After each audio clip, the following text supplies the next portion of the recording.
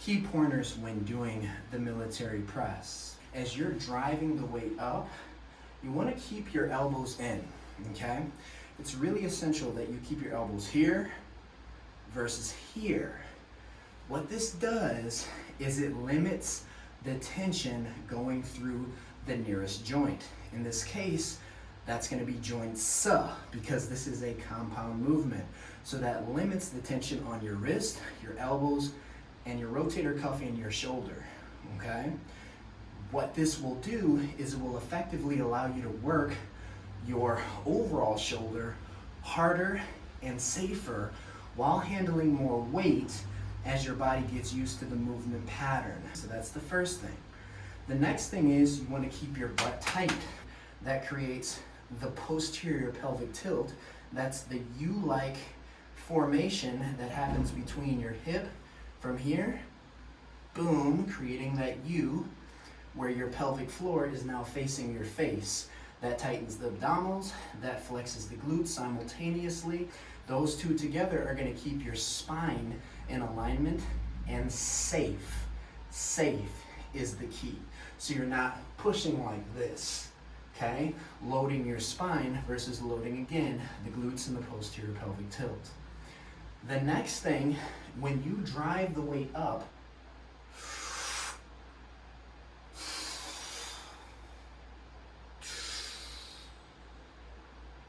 I hope you noticed that I was clearing and pushing my chin forward at the same time as to activate the trapezius to allow myself to handle more weight and to allow me to handle weight more safely.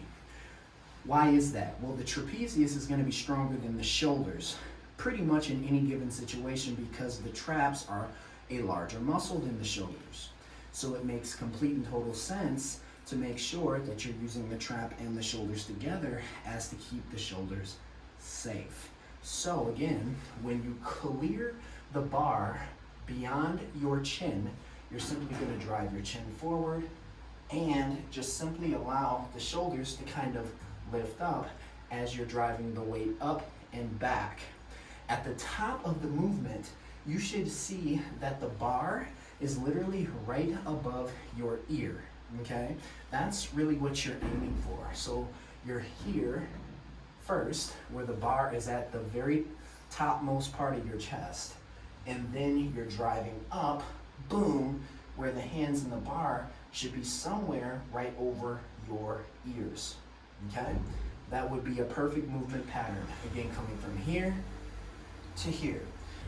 Now you probably noticed for me that when I drive the bar up and overhead, the bar is getting way behind my ears. That's because I have really good flexibility in my chest and my shoulder muscles.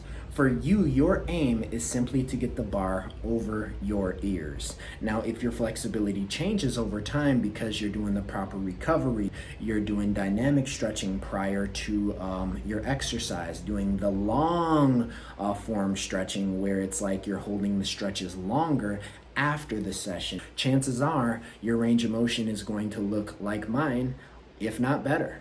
Okay, so again, the goals are still the same, and the posture remains the same, and the form remains the same. Now, as the bar comes back under your chin, obviously you're going to move your chin back as to not, one, smack the top of your head, but then two, to deactivate the trap for a second, to give it a second to rest and recover. That's essentially what you're doing. And then you're going to press the bar back up. Now remember, you have to keep the elbows in. As you get fatigued, your elbows are going to want to start to do this. And remember, that places the tension through the joints. Now, without talking, let me show you how it's done.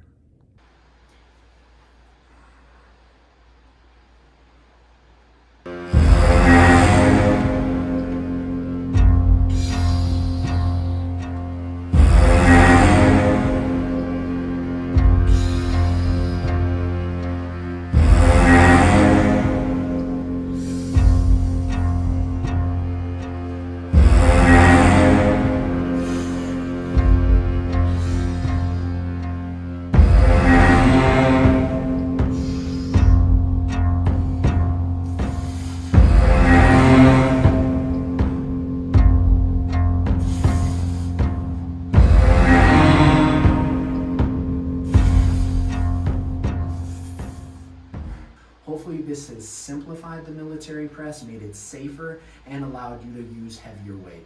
If it did, let me know in the comments below. Coach J, out. Let's get strong.